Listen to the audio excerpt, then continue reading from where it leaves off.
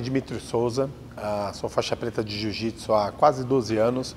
Peguei a faixa preta em 2011, junho de 2011 precisamente, e representei a equipe Aliança desde da minha faixa azul, né? Mas sigo com os mesmos professores desde o meu início do Jiu-Jitsu. Eu tenho como os primeiros professores o Mestre Dan, o Serginho Moraes, e aí nós viemos para a Aliança de faixa azul, foi onde eu comecei a treinar com o Fábio. E sigo com eles até hoje, são meus mentores, meus mestres. Comecei com 12 anos num projeto social que ainda tem, né, na Coab 2 Itaquera. Quem tomava conta desse projeto era o Antônio Carlos Bergamo, Tony, e ele que era o professor do Serginho e do Dan. E aí eu comecei com ele, foi meu primeiro contato, e desde a primeira aula nunca mais parei. Cara, minha infância era como, acho que as crianças ali da região, né? Escola e, rua o dia todo, bola, amigos de escola, amigos de prédio, de vizinhança ali. Eu sempre fui bastante, assim, vamos dizer, do esporte, né? Eu sempre gostei bastante de luta, de fato. Já estava em busca de alguma luta para poder praticar. Meu pai fez karatê durante 3 anos, então ele gostava da ideia de eu fazer algum tipo de luta. E aí, um pouco antes de eu começar no judô, eu tinha achado um espaço, um local que tinha aulas de judô. Um amigo de escola me convidou para fazer a aula de jiu-jitsu e aí foi meu start na arte. Eu sempre gostei de estar no treino, o ambiente me agradava muito, o treino, as pessoas envolvidas, a forma como tudo funcionava, aquilo me prendia profundamente, né? Eu acho que assim, o principal motivador de continuar era olhar meus professores ali na frente, olhava o Dan, o Serginho tomando conta da aula na frente, puxando os treinos, toda aquela galera cascuda, dura, boa de jiu-jitsu, tendo aquele respeito imenso pelos professores, e eu confesso que sempre tive esse desejo de estar ali na frente. Eu achava aquilo fascinante, né? Eu queria estar um dia lá na frente tomando conta dessa galera, e esse foi o motivador assim que me fez ir todos os dias na aula. Agora, um divisor que fez eu entender que eu viveria do jiu-jitsu não teve. Para mim foi um processo muito natural e prazeroso estar dentro da academia, estar no tatame. Existem dois excelentes momentos para começar no jiu-jitsu, né? Lá atrás, quando novo, quando garoto, e agora. Então, esse é sua segunda oportunidade.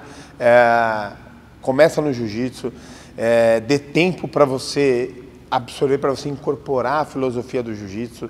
Isso é um grande diferencial na vida de todas as pessoas, né? O Fábio tem uma mensagem legal, que ele ajuda a lapidar o ser humano, né? Ele desenvolve habilidades que as pessoas têm e têm dificuldade de desenvolvê-las ao longo do dia. E o jiu-jitsu traz isso para vocês, traz diversas vivências de cotidiano de forma prática, na luta. Então é uma coisa mágica, incrível de se fazer, de se praticar, e fica o convite aí para todos vocês. A gente está na reta final, né? Temos mais 2 semanas aqui no Brasil. Eu precisamente viajo no dia 26, a turma viaja próximo disso. Então essas 2 semanas a gente intensifica ainda mais os treinos. Teve uma reduzida essa semana por conta da turma que lutou brasileiro. Então a galera ainda está um pouco com o corpo machucado da competição, mas essas 2 próximas semanas vão ser treinos bem puxados, que o Lang vai estar comandando aí com a galera. Então prepare-se aí. Eu luto no pesado. Eu luto no peso pesado desde do 2º ano na faixa preta, né? E desde então sempre me mantive nessa categoria e é ela que eu venho esse ano. Eu já tinha feito isso ano passado, de ter ficado fora do brasileiro, priorizando mesmo o mundial. Então eu lutei o Pan-Americano, fiz um camp muito forte ano passado, não lutei o brasileiro, fiz esse teste, me senti super bem no mundial. Então eu só estou replicando esse ano, e aí com o agravante de eu ter tido algumas lesões aí um pouco antes do PAN, não consegui ali me preparar 100%, né? Tive algumas lesões aí que me incomodaram, então acabou juntando tudo, né? Eu cuidar um pouco do corpo nesse período, lutar o brasileiro não ia permitir que eu fizesse isso, então meio que decidi ali, assim que eu senti essa lesão, já me deu a certeza que eu não viria para o brasileiro esse ano, mesmo antes do PAN. E agora, energia total para o Mundial. Um ponto que a gente conversou bastante, que o Lan conversou comigo, é de dar essa priorizada mesmo no Mundial. Na verdade, já lutei muitos brasileiros, não só de colorida, como de faixa preta. Já tive a felicidade de ganhar alguns. Então, hoje, no ponto que eu me encontro, a gente entende que assim, não mudaria tanto ganhar esse brasileiro, como faz diferença você ir lá e ser campeão mundial. Então, valeria a pena o sacrifício de deixar o brasileiro de fora, cuidar do corpo, se preparar melhor e aí vir com toda a energia para o Mundial. Cara, é difícil tocar nesse ponto, porque assim, o meu pensamento não é verdade absoluta, cada um tem a sua linha de raciocínio, a sua verdade e lide bem com isso, né? Arque as consequências de suas decisões. Eu, cara, nunca me vi fora, distante dos professores daqueles que me iniciaram no jiu-jitsu. Eu entendo que os meus professores, meus parceiros de treino são a minha família, a família que eu escolhi ter. São as pessoas que eu passo mais tempo do que a minha própria família de sangue. Meus pais, quando eu morava com eles, meu filho hoje, eles não passam mais tempo comigo do que com a galera que divide o treino, o dia a dia, os meus sonhos comigo. Então, eu não consigo ver uma razão justificável para eu, Dimitrios, sair. Aqui dentro da minha equipe eu tenho tudo que eu preciso. Treino de qualidade, excelentes referências de onde eu almejo chegar, tanto num plano de curto, médio prazo, um plano futuro. Consigo, a minha parte financeira, eu consigo organizar tudo dentro da equipe que eu estou.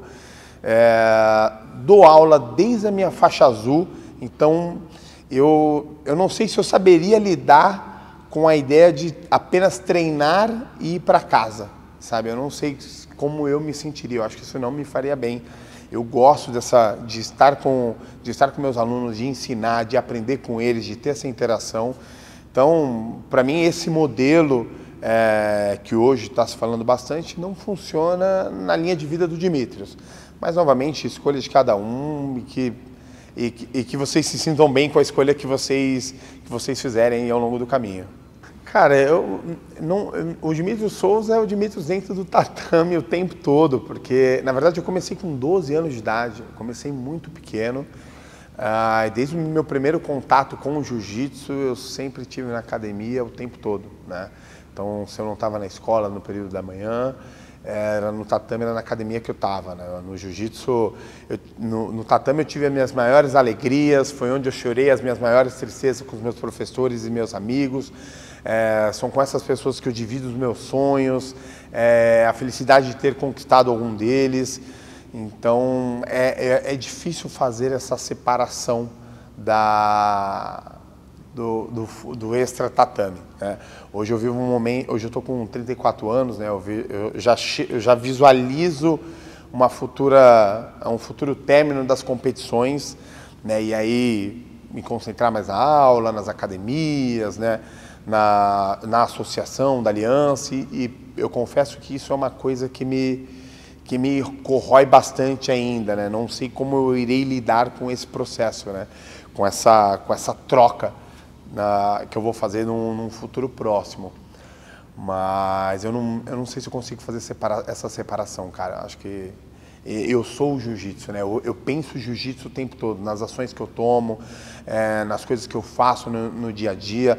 Tem alguma lição que o jiu-jitsu me deu e que vai balizar a decisão que eu vou tomar. Então, bom, é isso.